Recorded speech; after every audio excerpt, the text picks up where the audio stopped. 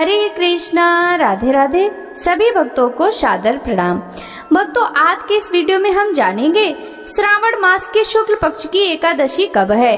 श्रावण मास के एकादशी को किस नाम से जाना जाता है, एकादशी तिथि कब से कब तक, एकादशी का शुभ मुहूर्त, एकादशी का महत्व, एकादशी के दिन पारण का समय। भक्तों, हम इन सभी बातों के बारे में विस्तार पूर्वक इस वीडियो में चर्चा करेंगे, तो आप सभी भक्त बने रहिए वीडियो में शुरू से लेकर अंत तक। तो भक्तों, ज्यादा देरी ना करते हुए चलिए वीडियो शुरू करते हैं। संतान प्राप्ति और बच्चों की खुशहाली के लिए महिलाएं साल में कई व्रत करती हैं। इन्हीं में से एक पुत्रदा एकादशी, जो साल में 2 बार एकादशी व्रत रखा जाता है। पहला पौष माह और दूसरा सावन महीने में। सावन माह के शुक्ल पक्ष की एकादशी को श्रावण पुत्रदा एकादशी के नाम से जाना जाता है। इसे पवित्रा एकादशी भी कहते हैं। मान्यता है कि इस दिन निसंतान दंपति व्रत रखकर श्री हरि विष्णु जी की विधि पूर्वक पूजा करें तो जल्द योग्य संतान की प्राप्ति होती है।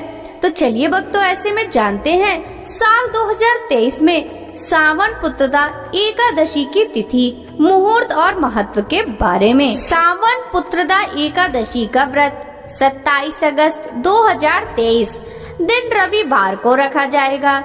ये व्रत रक्षाबंधन से 4 दिन पहले ही रखा जाता है। जिन दंपतियों को कोई पुत्र नहीं होता, उनके लिए पुत्रदा एकादशी का व्रत अत्यधिक महत्वपूर्ण है। भक्तों, अब हम जानेंगे सावन पुत्रदा एकादशी के शुभ मुहूर्त के बारे में। हिंदू पंचांग के अनुसार सावन माह शुक्ल पक्ष एकादशी तिथि की शुरुआत 27 अगस्त 2023 दिन रविवार को प्रातः 12:08 पर शुरू होगी और उसी दिन 27 अगस्त 2023 दिन रविवार को रात 9:32 पर समाप्त हो जाएगी। ऐसे में 27 अगस्त 2023 दिन रविवार को सूर्योदय सुबह 6:11 पर होगा और सूर्यास्त शाम 6:45 पर होगा। ब्रह्म मुहूर्त 4:34 से शुरू होकर प्रातः 5:22 तक रहने वाला है। 27 अगस्त दिन रविवार के दिन अभिजीत मुहूर्त दोपहर 12:03 से लेकर दोपहर 12:53 तक रहेगा। वहीं अमृत काल मुहूर्त प्रातः 12:51 से 2:19 तक रहने वाला है। राहु काल शाम 5:11 से शाम 6:45 तक रहने वाला है। श्रावण माह शुक्ल पक्ष द्वादशी तिथि की शुरुआत 27 अगस्त 2023 दिन रविवार को रात 9:32 से शुरू होगी। वहीं द्वादशी तिथि का समापन 28 अगस्त 2023 दिन सोमवार को शाम 6:23 पर हो जाएगा। वहीं 28 अगस्त 2023 दिन सोमवार को सूर्योदय प्रातः 6:11 पर होगा और सूर्यास्त शाम 6:44 पर हो जाएगा। ब्रह्म मुहूर्त प्रातः 4:35 से प्रातः 5:23 तक रहने वाला है। वहीं अभिजीत मुहूर्त दोपहर 12:03 से दोपहर 12:53 तक रहेगा। 28 अगस्त 2023 दिन सोमवार के दिन राहु काल प्रातः 7:45 से प्रातः 9:19 तक रहने वाला है। भक्तों, अब हम जानेंगे श्रावण मास पुत्रदा एकादशी के पारण की तिथि और शुभ समय के बारे में। सावन पुत्रदा एकादशी व्रत पारण 28 अगस्त 2023 को सुबह 5:57 से सुबह 8:31 तक किया जाएगा। सावन पुत्रदा एकादशी महत्व। धर्म ग्रंथों के अनुसार पुत्र की इच्छा रखने वाले मनुष्य को विधान पूर्वक श्रावण माह के शुक्ल पक्ष की एकादशी का व्रत करना चाहिए। इस व्रत के प्रभाव से इस श्लोक में समस्त भौतिक सुख और परलोक में स्वर्ग की प्राप्ति होती है। सावन पुत्रदा एकादशी व्रत करने से व्यक्ति के पाप नष्ट हो जाते हैं, उसे ग्रह दोषों से मुक्ति मिल जाती है और पूर्वजों के आशीर्वाद से उसके घर किलकारियां गूंजती हैं। सावन पुत्रदा एकादशी पर संतान सुख के लिए निर्जला व्रत कर रात्रि जागरण करना चाहिए और फिर अगले दिन व्रत का पारण करना चाहिए। वहीं पुत्रदा एकादशी के दिन मंदिर में गेहूं अथवा चावल का दान भी करना चाहिए। मान्यता है ऐसा करने से व्यक्ति और संतान को लंबी बीमारी से छुटकारा मिल जाता है। एकादशी के दिन पीपल के पेड़ के नीचे दीपक जलाएं और वृक्ष की पूजा करनी चाहिए। भक्तों करेंगे पुत्रदा एकादशी व्रत करने वाले लोगों को दशमी यानी एकादशी के एक दिन पहले कुछ जरूरी नियमों का पालन करना पड़ता है। दशमी के दिन से ही श्रद्धालुओं को मांस, मछली, प्याज, मसूर की दाल और शहद जैसे खाद्य पदार्थों का सेवन नहीं करना चाहिए। दशमी और एकादशी दोनों दिन लोगों को भोग विलास से दूर पूर्ण रूप से ब्रह्मचर्य का पालन करना चाहिए। सुबह एकादशी के दिन जल्दी उठकर स्नान आदि से निवृत्त हो जाएं। घर के मंदिर में दीप प्रज्वलित करें। भगवान विष्णु का गंगा जल से अभिषेक करें। भगवान विष्णु को पुष्प और तुलसी दल अर्पित करें। अगर संभव हो तो इस दिन व्रत भी रखें। भगवान श्री हरि विष्णु की आरती करने के पश्चात उनको भोग अर्पण करें। इस दिन भगवान विष्णु के साथ माता लक्ष्मी का पूजन भी अवश्य करना चाहिए। श्री हरि विष्णु का चित्र अथवा मूर्ति चाहिए। पुष्प माला, नारियल, सुपारी, अनार, आंवला, बेर, ऋतुफल, धूप, घी, पंचामृत के लिए कच्चा दूध, दही, शहद और शक्कर चाहिए।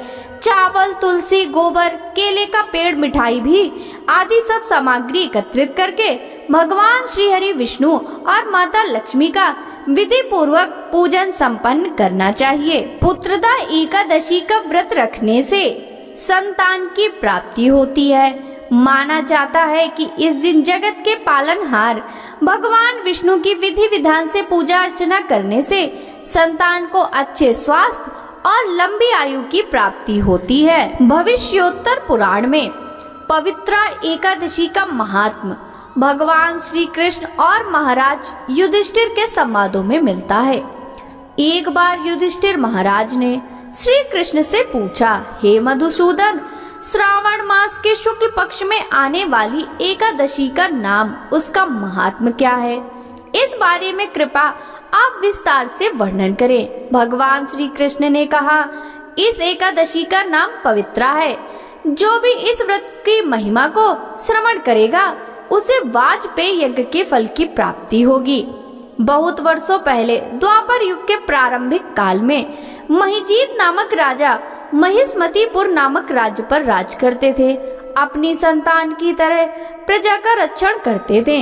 एक बार उन्होंने प्रजा को राजसभा में बुलाया और कहा, प्रजाजन, मैंने कभी भी किसी प्रकार का पाप कर्म नहीं किया, अन्याय से कभी का धन ग्रहण नहीं किया, प्रजा पर अन्याय नहीं किया, ब्राह्मणों की अथवा देवताओं की संपत्ति नहीं छीनी। कानून सबके लिए एक समान है। उपयुक्त समय पर गुनाहों के लिए मैंने अपने रिश्तेदारों को भी दंड दिया है। धार्मिक और पवित्र मेरे शत्रु को भी मैंने उपयुक्त आदर और सम्मान भी दिया है। हे ब्राह्मणों, इस धार्मिक मार्ग का आचरण करते हुए भी मुझे पुत्र प्राप्ति नहीं हुई। कृपया आप इस पर विचार करके मुझे मार्गदर्शित करें। राजा का कथन सुनने के पश्चात सभी ब्राह्मणों ने इकट्ठा होकर विचार किया और अनेक आश्रमों को भेंट देते हुए भूत, वर्तमान और भविष्य को जानने वाले ऋषियों के इसका कारण पूछने का निर्णय लिया।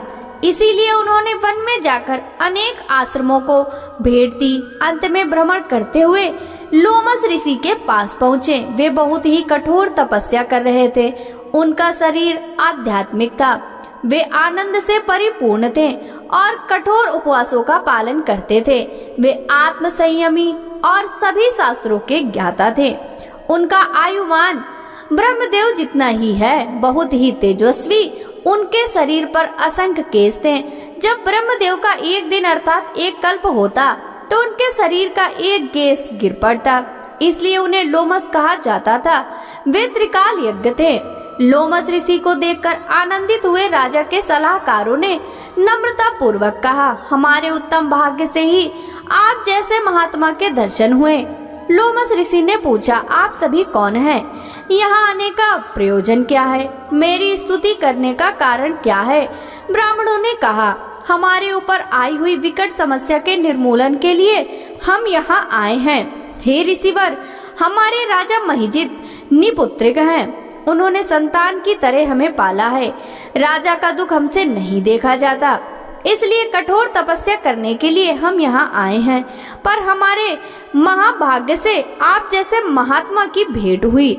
आप जैसे महान व्यक्ति के दर्शन से कार्य सिद्धि होती है। हे द्विजवर, हमारे निपुत्र राजा को पुत्र होने के लिए आप हमें कृपया उपाय बताएं। यह सुनते ही लोमस ऋषि ध्यानस्थ हो गए और महिजित राजा के पिछले जन्म का वृतांत जानकर कहने लगे। यह राजा पिछले जन्म में वैश्य था। व्यापार के लिए एक गांव से दूसरे गांव भटकता था। एक बार घूमते हुए वह प्यास से व्याकुल हो गया। उस दिन द्वादशी थी। प्यास से व्याकुल घूमते हुए एक तालाब के पास पहुँचे। पानी पीने की इच्छा से वे किनारे पर पहुँचे। इतने में नए बछड़े को जन्म देने के पश्चात गाय बछड़े के साथ आकर पानी पीने लगी। उन्होंने फौरन उसे दूर करके खुद पानी पीने लगे। यह बड़ा पाप उनसे हुआ। इस पाप के कारण उन्हें पुत्र प्राप्ति नहीं हो रही। यह सुनकर राजा के सलाहकार ब्राह्मणों ने पूछा, किस पुण्य से अथवा व्रत से राजा इस पाप से मुक्त होंगे? इस विषय में आप हमें बताइए। तभी लोमस ऋषि ने कहा, श्रावण मास के शुक्ल पक्ष में आने वाली श्रावण पुत्रदा एकादशी व पवित्रा एकादशी के नाम से जानी जाने वाली एकादशी का राजा और आप सब इस व्रत का पालन करें। उसके पश्चात आप सभी इस व्रत के पालन से मिलने वाला सभी पुण्य राजा को दीजिए। उससे राजा को पुत्र प्राप्ति अवश्य होगी। लोमस ऋषि की बात सुनकर सभी प्रसन्न हुए। उनको आनंद पूर्वक प्रणाम किया। राजा के पास सभी लौट आए और सारा वृतांत राजा को कह सुनाया। राजा ने भी आनंद से सभी के साथ पवित्रा एकादशी का पालन किया। द्वादशी के दिन सभी ने व्रत के प्रभाव से प्राप्त हुआ पुण्य राजा को प्रदान किया। कुछ दिनों पश्चात रानी को गर्भ धारणा हुई और उसने सुंदर पुत्र को जन्म दिया। हे युधिष्ठिर महाराज, जो कोई भी इस व्रत का पालन करता है वह सभी पापों से मुक्त होकर इस जन्म में और अगले जन्म में सुख की प्राप्ति करता है। जो कोई भी इस व्रत का महात्म श्रद्धा पूर्वक सुनेगा अथवा कहेगा, उसे इस जन्म में पुत्र प्राप्ति का सुख मिलता है तथा अगले जन्म में भगवत धाम की प्राप्ति होती है। बोलिए श्री हरि विष्णु भगवान की जय। श्री कृष्ण चंद्र भगवान की जय।